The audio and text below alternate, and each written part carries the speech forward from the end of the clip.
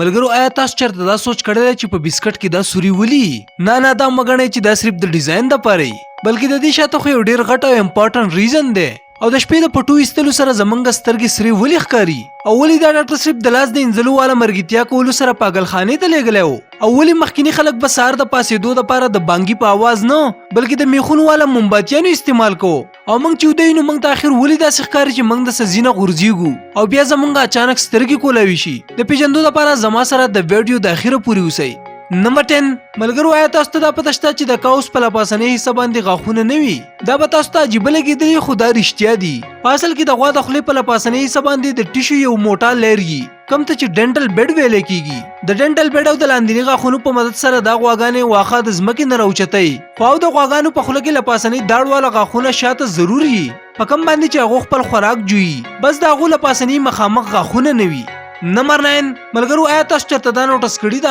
چې د شپې چې تاسو کله پټو واسئ نو دا غینه تاسو سترګې سری ولې ښکاری په اصل کې ملګرو زمونږ د سترګو چې دا غونځ ښکاری دا یو خالی حصہ او د پټو کلیک کولو په وخت کله چې فلیش لړ شي نو دا غې د رڼا د سترګو دا د ننه جوور ځای ښکاری کم چې په حقیقت کې سوري نمبر 7 په جهاز کې ملاوېدو والا خوراک ډیر ټیسټي خو آیا تاسو ته دا پته ده چې په جهاز کې ملاوېدو والا خوراک کې مالګه د نارمل خوراک نه 30% زیاده اچول کیږي دا ځکه داسي ولې چې جهاز کله چوتیږي نو په هوا کې د نمۍ د وجې نه په خوراک کې سوکاپن سیوا کیږي او د خوراک ټیسټ بیا پته نه لګي د دې لپاره د جهاز په خوراک کې مالګه زیاته اچول کیږي نمبر 6 ملګرو د مونالیسا د پینټینګ نوم به تاسو ډیر اوریدلې د مونالیسا پینټینګ په دنیا کې د قیمتي او په مشهور پینټینګ کې یو دی دا سی ویل کېږي چې په دې پینټینګ کې ډیر راز پراته دي په کم کې چې یو دا دی که تاسو چرته په خوشاله من سره دې پینټینګ ته ګورئ نو دا پینټینګ به تاسو ته په خندا نظر راځي او که تاسو په خفګان سره دې پینټینګ ته ګورئ نو دا پینټینګ به تاسو ته خپه ښکاري دا پینټینګ د اوسه پورې په پوره طریقه سره نه دی ډیکوډ شوی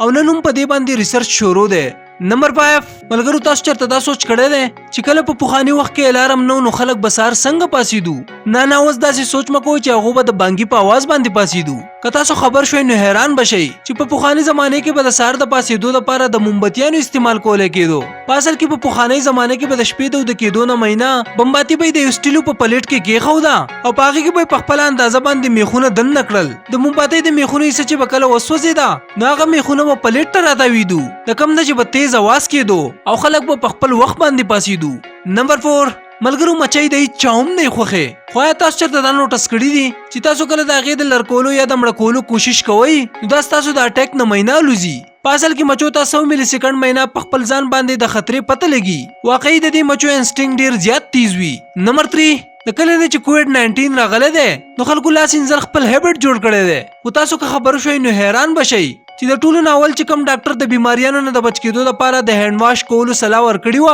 هغه خلکو پاگل ګڼل او پاگلخانه ته لېږلی و نمبر 3 ملګرو میږي چې په لیدو کې څومره واړه ښکاري دومره هغه پاورفل هم وي که ستاسو ته ځای وچیچي نو په هغې باندې سور نشان پرېږدي خو آیا تاسو ته دا پته ده چې کله میږی مړ شي نو د هغه د دندې نه یو قسمه رضاین بار ته راوځي د کوم نه چې بیا نورو میږو ته پته ولګي چې دا مړ شوی دی او که دا رضاین په یو بل میږي باندې ولګي نو نور میږو ته هم داسې ښکاري چې هغه هم مړ شوی دی هغه نور میږي هغه هم اوچت کړي او ویسي نمبر 2 ملګرو تاسو چېرته په وده کېدو کې دا محسوس کړي ده چې تاسو ډېر د دنګ ځای نه غورځېږئ په اصل کې دې ته هیپنیک جرک ویلی کېږي هسې خو دا د څه نشه کولو د وجې نه کېږي خو اوس هر څوک خو نشه نه کوي خو بیا هم آلموسټ ډېرو خلکو د دا ایکسپیرینس کېږي او د ډاکټرانو په مطابق دا کله ناکله د زیات فزیکل او د منټل سټرس د وجې نه کېږي فیکټ نمبر 1 ملګرو تاسو چېرته دا سوچ کړی دی چې په دې بسکټ کې دا واړه واړه سوري ولي دا خو د ډیزاین دپاره بالکل هم نه جوړ شوي په اصل کې دا سوري د دې دپاره جوړ کړي ځکه کله چې بسکټ پخولی کېږي نو د دې سورو د وجې نه بسکټ د دننه نه هم ښکلی پوخ شي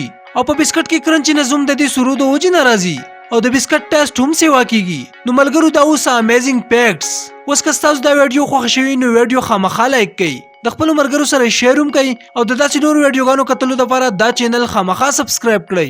جزاک الله